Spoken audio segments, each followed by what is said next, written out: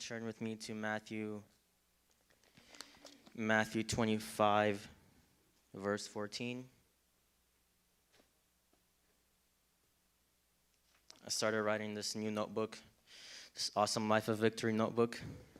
First page, no need to look anywhere. Okay. So this parable is about the talents, which I think is a pretty important subject for a young church like this. So let's start on verse. Whoa, is this too loud? Okay. It's feedbacking a little bit. So verse 14. For it will be like a man going on a journey who called his servants and entrusted to them his property. To one he gave 5 talents, to another 2, to another 1, to each according to his ability. Then he went away. So I'm going to stop here for a second and talk about these two verses because I think they're quite important. So first thing I want to put emphasis on is the word talent and why it's a talent. And so first of all, a talent, if you guys know what a talent is back in the olden days, a talent it's like a currency of what they used back in the day. And on our standards right now, 1 talent, according to like different, I don't know, Wikipedia or whatever, 1 talent would be worth $1.16 million. So 1 talent is, a quite pricey thing to be entrusted with. And another thing so it's a pretty big deal, right? For the master to give his servants, quote unquote, almost like $1.16 million. And so one had 5 talents too, so do the math. So another word I want to concentrate on is entrusted. So not only did he just give it to them, it says he also entrusted them. So he had to put trust in those people. He didn't just give it to them, he said he entrusted it to them. So it wasn't just like, hey, you can have this, it's I trust you, therefore I'll give this to you so you can do whatever with it. And so we'll see what each servant does with it. And so making a parallel to our life, it would be the talents would be, for example, like you serving in the church. The talents would be what God gives you, for example, like a musical talent, or it would be like hospitality or janitorial skills, or it would be just anything random, it doesn't have to be big, it doesn't have to be small, just a task that I guess you are given to give to the glory of God, basically. And so some talents may seem big, some talents may seem small, but in reality, what matters is what you do with that talent. It's not, like for example, 1 servant had 5, 1 servant had 2, but we'll see later what happens. And one servant had 1, but we'll see what happens and what they did with it. And that's ultimately what matters. And so if we continue reading verse 16, it says, he who had received the 5 talents went at once and traded with them, and he made 5 talents more. So also he who had the 2 talents made 2 talents more. But he who had received the 1 talent went and dug it in the ground and hid it in his master's money. So let's stop here for a second.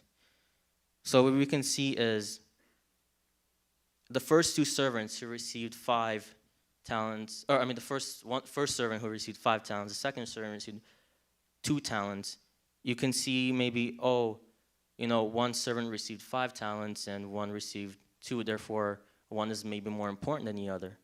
Or one, per se, make a parallel in their life. 1 gift or 1 talent is more, or what we do in the church is more important than the other.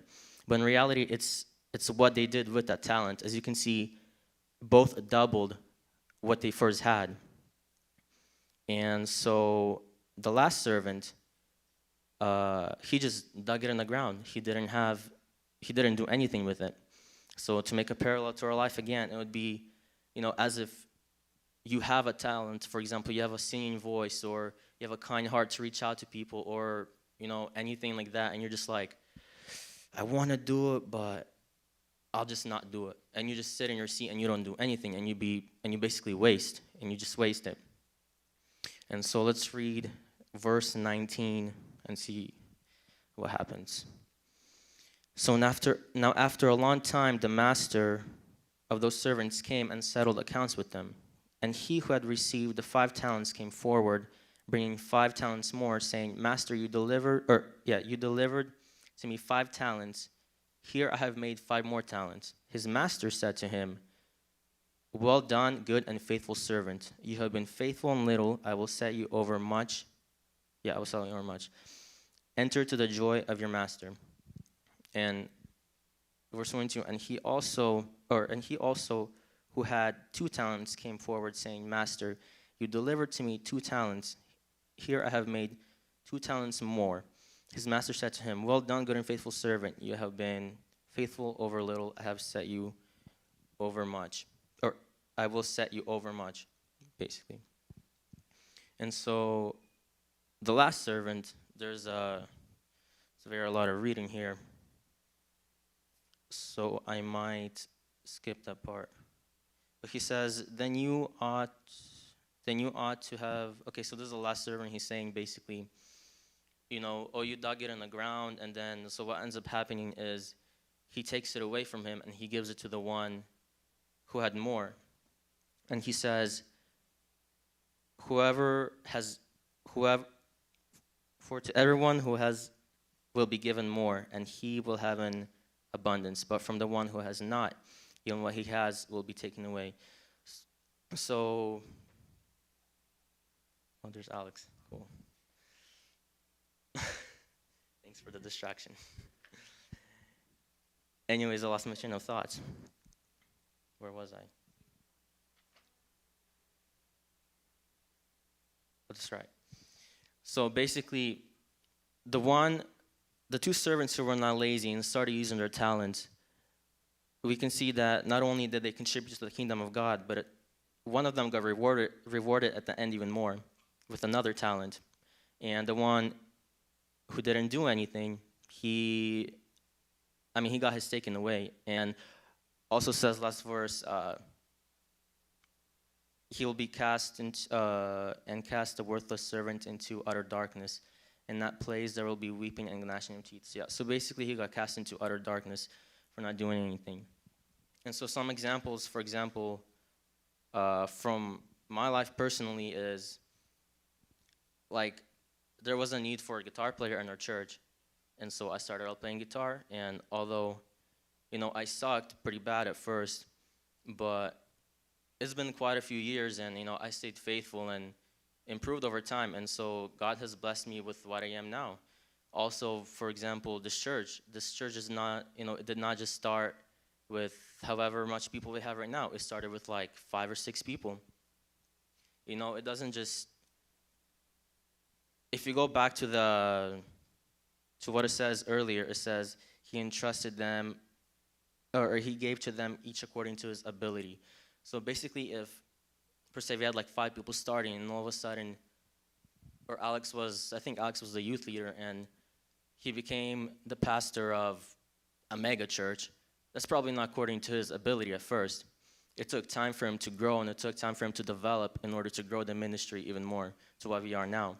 Same with the worship group here. We had like a couple people. We were very undeveloped, and over time, we just improved and improved and improved and stayed faithful and to what we are now. And we're not even stopping here, and we're going to keep on more and more, and God is going to continue to bless us and bless us. And so basically, God gives us talents according to our abilities. There is no such a thing as one blessing or one talent greater than the other. It's what you do with that talent. And just stay faithful in that talent that he gives you, and you will grow, and you will develop and mature in it, and God will continue to bless you. And if you don't do anything with your talents, then you'll be cast into utter darkness, just like it says, and your talent will be taken away, and it'll be given to the one who can do it.